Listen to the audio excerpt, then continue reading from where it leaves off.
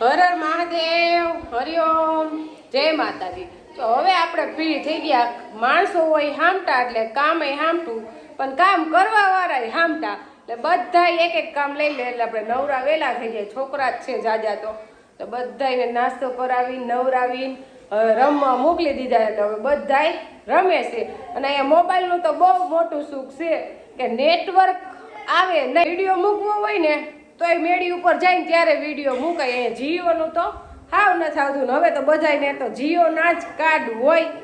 અને મેં ને મહેમાન કેટલા દી જો કે હવે તો મેં એવો થઈ ગયો કે જાતો નથી કમોસમી વરસાદ. અને આપણે બરડિયામાં તો જે મગફળી અમે આવ્યા ને બીજે દિવસે ઉપાડી ત્યાં તો પાછી આજ ઉપાડવા માણસો આવ્યા ત્યાં પાછો વરસાદ આવી ગયો. એટલે આજે માણસો થોડી ઉપાડીને વયા ગયા. એટલે વરસાદ એટલે હારામાં હારો રેડો અંધરાધાર વરસાદ નથી, પણ વરસાદ તો આપણે અહીંયા નડે છે. અને એ વરસાદને હિસાબે જ આપણે રોકાણા છીએ, પણ એનો આપણે આનંદ નથી. જ્યાં કામ તો દેવાનસિંહ પપ્પા માણસોથી નહીં કરાવે, પણ વરસાદ જાતો હોય તો હવે તો આપણે વરસાદ જોતો જ નથી. કાજીયા જોઈશે ના તો ભલે. એટલે વરસાદે તો લોહી પીધું છે. બધાય ખેડૂને એવા હેરાન કરી દીધા છે ને એમાં આપણે આવી જ અત્યારે વાવેતર કરવાનું મોડું થાય છે. એને જો બેલા જમીન છે એને પપ્પા આવી ગયા તેડવા. એટલે વ્યાના બેને તો વહી જવાનું ને હવે વહી જવાનું. અહીંથી જાહે સીધા બેલા, એને બેલા છે જમીન એટલે મૂળ છે એ બેલાના સાકડિયા. એટલે હમણાં બપોરે એ નીકળી જાય ને આપણે તો આ વખતે હજી રોકાવાનું છે. આપણે પ્રીતિબેન બહુ કહેતા હોય કે તમે રોકાવા નથી આવવા દેતા દેવાનસિંહ પપ્પાને રોકાવા નથી. આ વખતે અમને રોકાવા આવવા દીધા. અમે 8 દિવસ રોકાવું.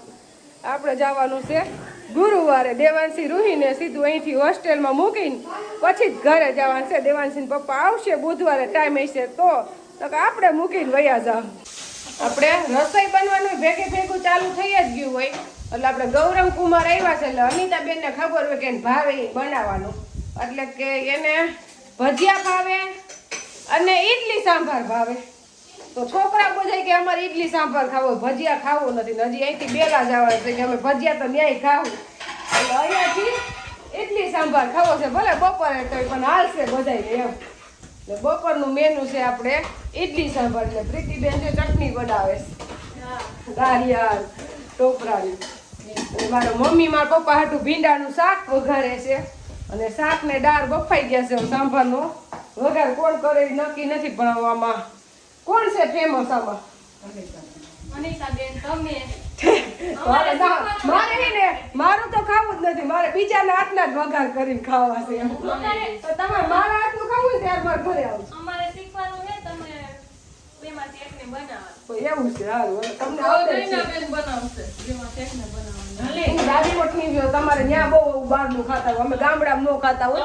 તું ખવડે એટલે તું બનાવી ખવડે. અને આપણે રસોડામાં એવડી મોટી બારી છે ને એવો મસ્ત મજાનો પવન આવે ને ગરમી થાય જ નહીં ને ગેસે હાલે. પંખાની તો જરૂર જ ન પડે. એકદમ ઠંડો સરસ પવન આવે. કેમ પ્રીતિ? એટલે આ હારું આવડી મોટી બારી છે ને એટલે પવન બહુ સરસ આવે. એ પાછી સાઈડમાં એટલે ગેસ તો માં નડે નહીં. ને મારા પપ્પા માટે ભીંડાનું શાક. મારા પપ્પા ગમે એ આઈટમ બનાવો એને શાક રોટલી જ જોઈએ. અહીંયા દાળ બફાઈ ગઈ છે, શાક બફાઈ ગયું છે. હાલો વઘારનું તો નક્કી થઈ ગયું, અનિતાબેન જ કરશે.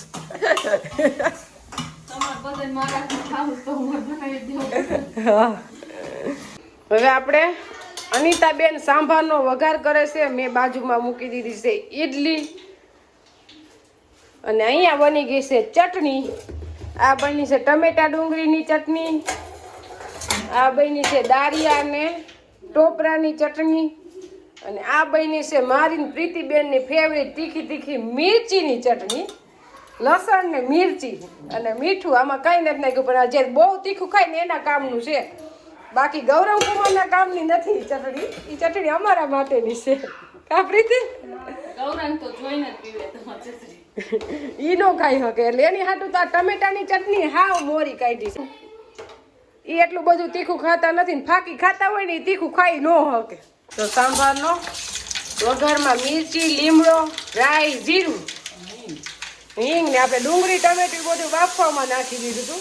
એટલે વઘારમાં નથી નાખ્યું. એટલે બાફવામાં એકદમ સુગંધ બેસી જાય બધામાં, એમ દાળમાં શાકમાં સુગંધ સરસ આવી. અનિતાબેન એટલે લગભગ તો ભાવશે જ.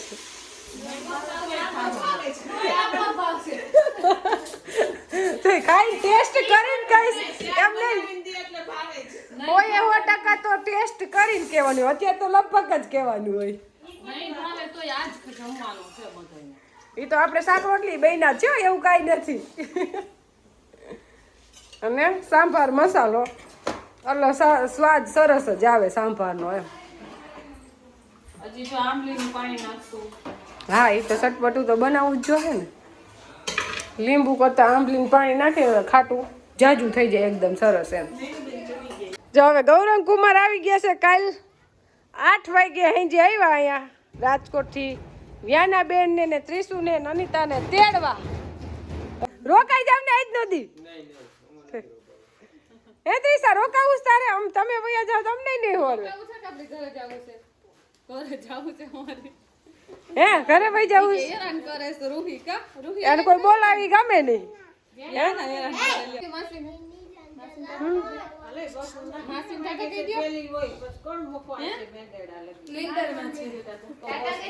એ તાર જવું છે બસમાં? આપણે રોકાવું જવું હે? હા, ત્રણ ડેલો દાદાને તોડ નાખવો છે. અત્યારે ટાઈમ થયો છે રોંઢાના 5 અને અમારે બધાને જવું છે ડેમે. છોકરાઓ કે નહીં ના ફૂઈ અમને લઈ જાવ ડેમે, નકર તો એકલા જવા ન દઈ. અને આ વરસાદ જાજો થયો એટલે ડેમમાં પાણી નવું આવ્યું છે રહી. અમે એમાં કપડાં ધોવા ગયા હતા પુલે, ત્યાં તો બહુ પાણી આવતું. ચોમાસામાં હાઈતમ આઈટમ ઉપર નહોતું હતું ને એટલું અત્યારે સરસ તાજું પાણી જાતું હતું. એટલે ડેમે પાણી તો વધુ જ ગયું હોય છે ને વરસાદે એટલો આવ્યો. આ તો જો કે પાણીની એટલી વધે નહીં તો જરૂર ન હોય, ડેમ આખો ભર્યો હોય, ઉનાળે નથી ઘટતું. પણ હવે આવે એને ના ન પડાય, આપણું જ કઈ હાલે નહીં કુદરત પાસે તો નથી જ. હા, અત્યારે તો પાણી વધે એ કઈ સારું ન લાગે. અહીંયા તો અમારી નદીથી મોટા મોટા તો તળાવ છે, ગામના પાદરમાં જ તળાવ છે. આ ગામ ને આ તળાવ, આમાં જ આપણી ભેંસ મગર ખાઈ ગઈ ને, આમાં મગર હોય રેસ. આપણે આવી ગયા હવે ડેમે, અને ડેમ તો આખો ભર્યો ચોમાહા જેવો. ટીમ તો જો કાઈ નો ઘટે. બધાને આપણે ડેમે ફરવા લઈએ એવા, નાસ્તો લેવા. આજે નાસ્તો બહારનો લેવા, છોકરાઓને એવું જ ભાવે. વેકેશનમાં ખાવાની છૂટ જ હોય કા ભાઈ? ને ભાઈ તો ઉઠીને સીધા આવ્યા કા? મજા આવે ને?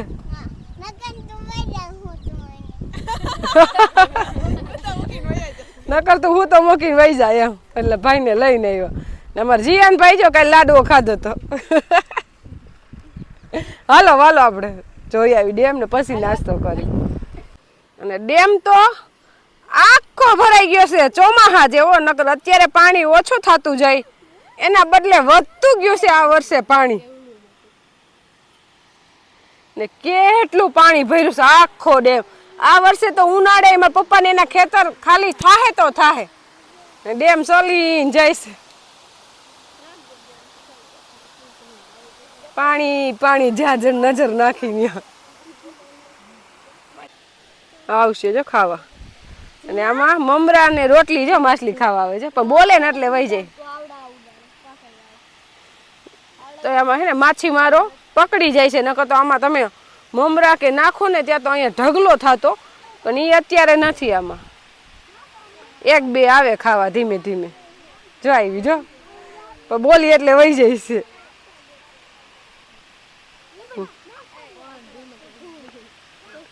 નકર તો ગમે એટલું નાખી દો ને, એક બાસકી એક મમરા તોય ઓછા પડતા, એટલી માછલી હતી.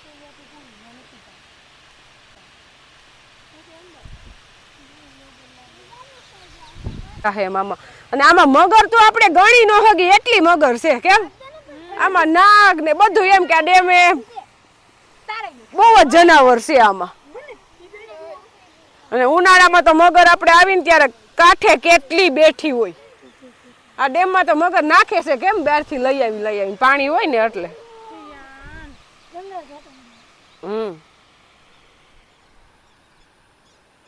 ડેમમાં આનાથી નીચે પગથિયે જવાય નહીં, જાય હે ને પગથિયામાં હાવ લપટનું છે ને આગળથી હવે 5-6 પગથિયા છે, પછી સીધું લસરપટ્ટી જેવું છે. એટલે એમાં નાના નાના છોકરાઓ એકલા આવ્યા હોય, છોકર બુદ્ધિ હોય ને જાય પગ બોરવા એટલે સીધા લસરીને જાય પછી નીકળી શકે નહીં. એવા તો આમાં કેટલાય વયા ગયા. એટલે પાણીનો વિશ્વાસ ન કરવાનો હોય. એટલે આપણે ત્યાં જો કોઈને હેઠા ઉતરવા જ નથી દીધા, બધાને ઉપર જ રાખ્યા છે. જો હવે આવી માછલીઓ જો ખાવા, જો હવે આવે છે ખાવા. જો જો એ અંદર લઈ લઈને વહી જઈશ. એટલે માછલીઓ તો બહુ છે. ને એ મોટી મોટી મમણા તણાઈ જાય છે ને એમ ખાટી જ જાય છે. રોટલી આખી લઈને વહી ગયું જોવા.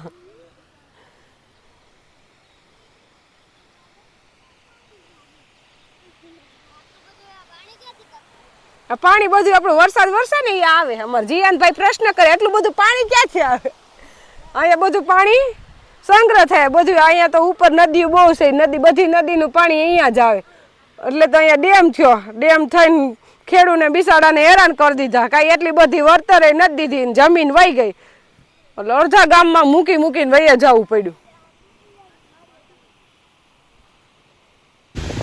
ડેમ કેવો ઓવરફ્લો થઈને જાય છે.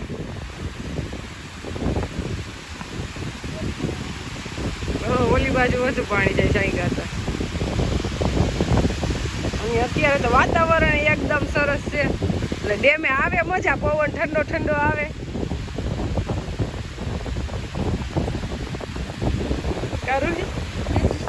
અમાર રોહિન ડેમે આવું હતું, પછી બેન હોસ્ટેલે ફસાઈ જાય, પછી ક્યાંય નીકળ્યા હે નહીં.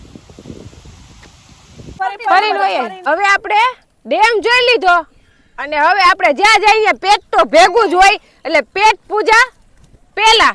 એટલે હવે બધાને છોકરાઓને આપણે નાસ્તો કરાવી દઈ અને છોકરાઓને મજા આવી જોઈએ કે વેકેશન છે એવું લાગવું જોઈએ. એટલે આપણે બધે જો લઈ જાય. કાલ વા લઈ ગયા તા ફરવા, આજ ડેમ જોવા લઈ આવ્યા. એટલે ક્યાંક ક્યાંક લઈ જાય એટલે એને તો મોજ પડી જાય નહીં પિન્સુ? હા બધા હા પાડે. હાલો હવે બધા નાસ્તો કરવા માંડો. લે જઈએ.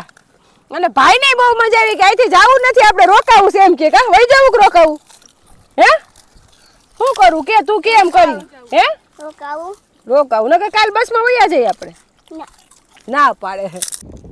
અને વરસાદ આપણે ભાખર રોડમાં જાજો જ થયો છે. અને અહીંથી હવે આવી ગયું મારા પપ્પાનું ખેતર. એટલે જે મકાન તો આખું ડૂબી ગયેલ છે, એટલું પાણી છે. અને અહીંયા ડૂચો એટલો છે. આપણે હમણાં રસ્તામાં આવ્યા ને ત્યારે 2 નાગ જોયા મોટા મોટા. એટલે આ નાગને પાણી, આ ડૂચો ને પાણી હોય એટલે એમાં આમાં એવા જનાવર બહુ જ હોય.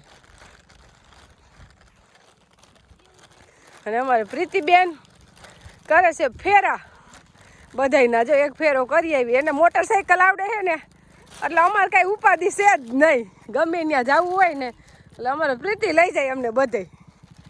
ભાઈ તો ભેગો ને ભેગો પાછો આવ્યો. કા ભાઈ? હાલો હવે આ ફેરામાં જાય આ 3 જણા. જો ભાઈ ભેગા ને ભેગા આવે છે, નીચે નથી ઉતરતા. હેલા ભાઈ ને મજા પડી ગઈ નહીં? જા હવે મૂકે અને હું તું પછી અમને તેડી જાજે. અમે હાલીને નહીં આવી, હવે દી હાથમાં થઈ ગયો છે. જો ડેમ હેઠે એક એક ખેતર 2 ખેતર તો રેસાઈ જ ગયા હોય. પાણી અહીંયા એટલું હોય એટલો તો નીચા ત્યાં જાય જ એટલે રેસાઈ ગયા છે. એ ખેતરમાં પાણી ભર્યા એમાં શું વાવેતર કરે? એટલે એને તો એટલી બધી વળતર ન આવે ને કાંઈ ફાયદો નહીં. ખેતર એમને જાય ને વાવેતર ન થાય.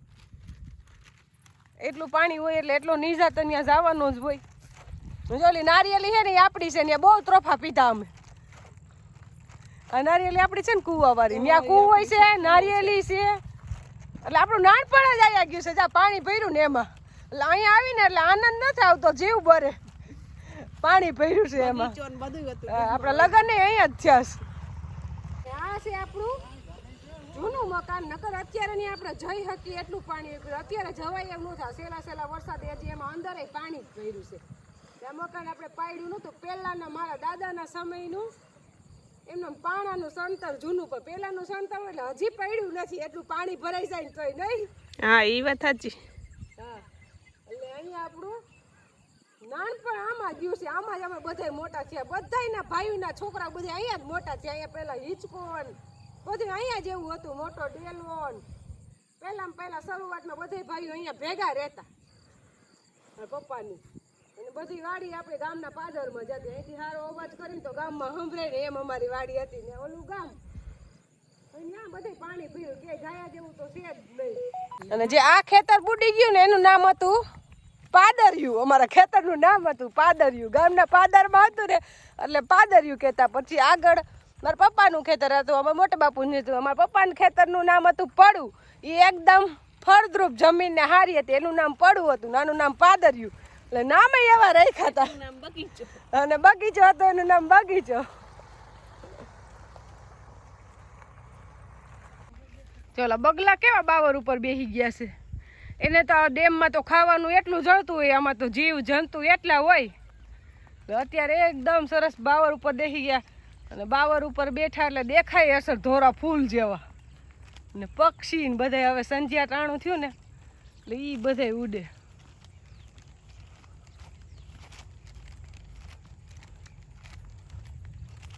અને આ છે આખું ભાખરવડ, જેને મકાન નથી પડ્યા એના હજી એમ નમ છે. જો સામું દેખાય ને બસ સ્ટેશન છે, એની પાછળ સ્કૂલ છે ને આ બધાના મકાન હવે તો આમાં વર્તાય નહીં એવું પોઝિશન થઈ ગઈ છે.